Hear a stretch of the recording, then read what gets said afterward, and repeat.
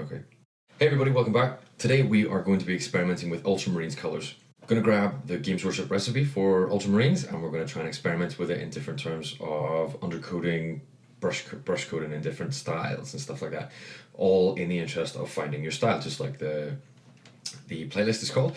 So stick with me and we're going to go through the Games Workshop recipe and applying it in different ways with different base coats and stuff, just to see what kind of effects we can get and if any of them are worth trying at home for you. One thing to note today is that I'm using a different audio setup, trying to narrate my video instead of just talking over myself painting for an hour and a half and then trying to edit it down into something that's a reasonable length. Hopefully this video will be a lot shorter and therefore easier to watch. So let me know if you prefer this or if you prefer my old style of editing and just kind of rambling while I paint. Otherwise, I'm just going to get stuck into painting, show you guys what I'm working with, and hopefully we'll get some cool results. So for this project, I will be using McCrag Blue, Calgar Blue, Fenrisian Grey, Dragonov Nightshade, and Contrast Ultramarines Blue. The first thing I did was, after priming the two of the Marines with Chaos Black, I decided I was going to undercoat one of them just a little bit extra with some of the Contrast Ultramarines Blue. I know that it has weird shading effects. I kind of just wanted to see if over the top of the Contrast Black, or the Chaos Black, if I could get any kind of extra shading effects later in the painting process. After that, I grabbed the other one and I got some of the McCrag Blue on the paintbrush, just kind of tested it out. You can see where I tested how to get it nice and dry. And I just sort of stippled it all over the mini that hadn't been coated with the Contrast Ultramarines Blue. Straight away, I grabbed the Calgar Blue and did the same thing, pretty much exactly the same thing actually, just trying to cover a bit less of the model. So you can see where I tried to work off a lot of the paint there so I could get it nice and dry on the brush and started stippling it again over the top of the McCrag Blue. Just kind of dabbing it on. Lastly for this one, grab the Fenrisian Grey, just the highlight colour in the Games Workshop recommended recipe for Ultramarines.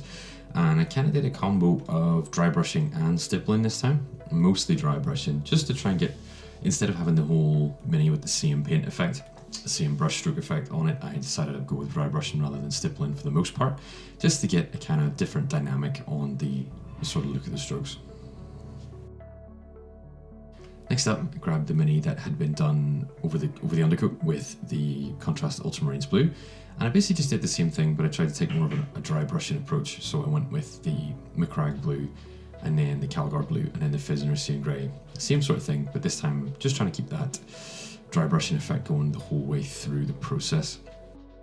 After that was back to the first one, got the Dragonov Nightshade out, start to shade in the mini. So really, shading for me, I've kind of got my own way of doing it. I mean, it's kind of standard, but what I do is I like to shade the whole thing quite heavily, making sure that I can get loads and loads of shade into the crevices and stuff and any gaps. And then if there's any pooling around the rest of the mini, I like to sort of wick it off with a dry brush. But just make sure you get a pretty liberal coating overall. Then with the non-contrast model done, with shading and stuff, I moved on to add the shading to the contrast painted model, the one with the extra undercoat.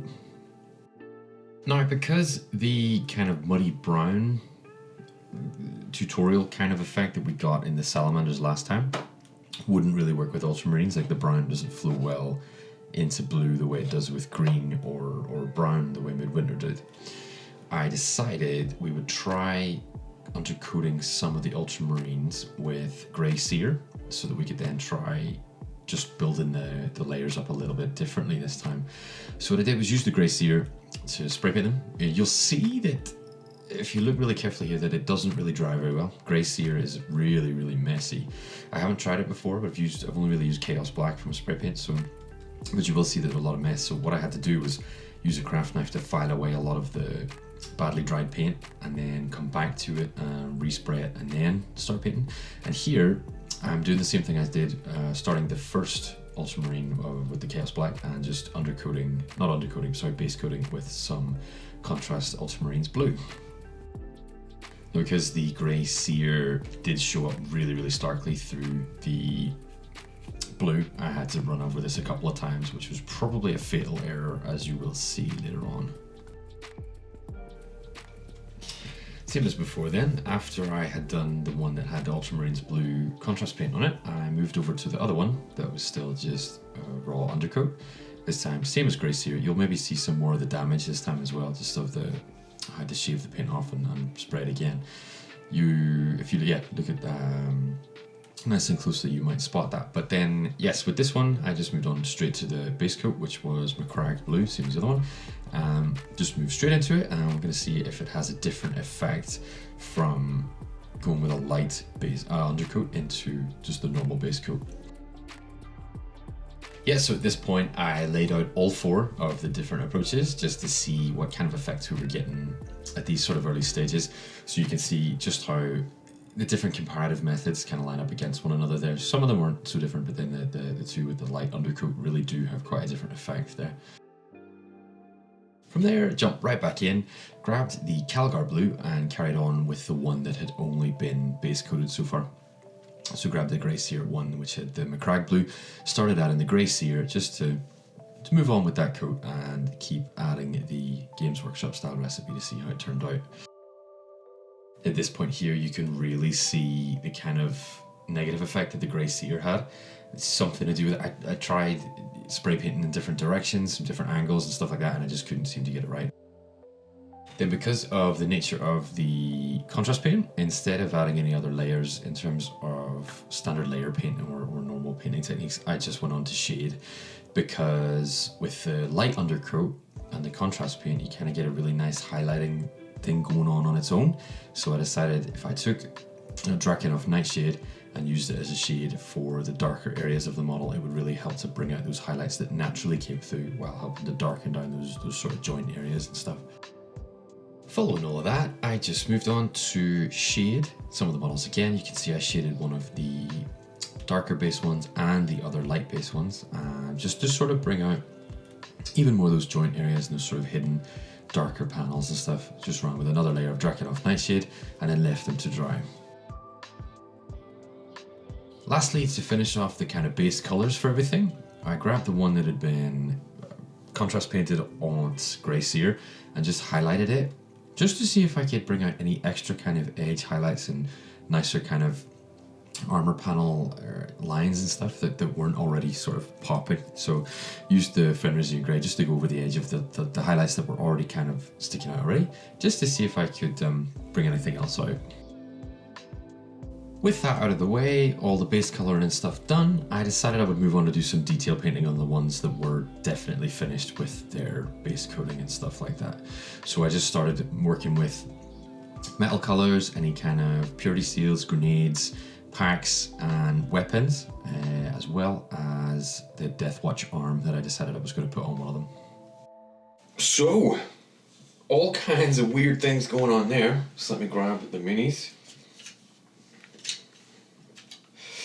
In the end, when the colors started to dry and stuff, I decided only to stick with detailing one of them, just so I'll come back and do a fixing your mistakes or fixing the color video another time, but just kind of see why in a second, because those experimental methods, they're experimental methods, so you can't expect them all to work, but they didn't work, more or less.